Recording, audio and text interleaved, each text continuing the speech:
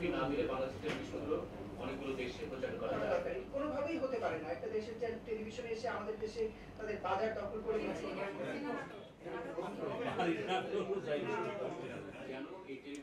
জিজ্ঞেস করার দরকার নেই আমি এখন কই যাবো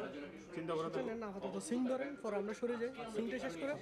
আমরা বলতে চাই এখন থাকবে না কারণ নাম্বার 3 এই যে টেলিভিশনটা চলবে এবং সেখানে যাতে অন্যান্য বিষয়গুলোকে অন্তর্ভুক্ত করা যায় আপনারা যে বিষয়গুলো আজকে উপস্থাপন করলেন সেগুলো আলোচনা করে কতটুকু করা যায় আমরা সেটি ভেবে দেখব এবং করার চেষ্টা করব গণমাধ্যম কর্মী আইন যখন হবে তখন এই চাকরি নিশ্চয়তা থেকে শুরু করে সমস্ত কিছুর আইনি সুরক্ষা তখনই প্রতিষ্ঠিত হবে এই জন্য এই আইনটা দ্রুত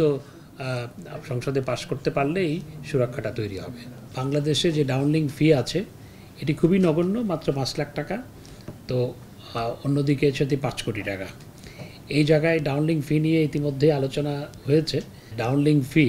মধ্যে একটা সমতা আনা এই দাবিটা যৌক্তিক এবং এই নিয়ে আমি আলাপ আলোচনা করে কি করা যায় পরবর্তী পদক্ষেপ নিশ্চয়ই আমরা ইনশাআল্লাহ আপনাদের সহায়তায় গ্রহণ করতে পারব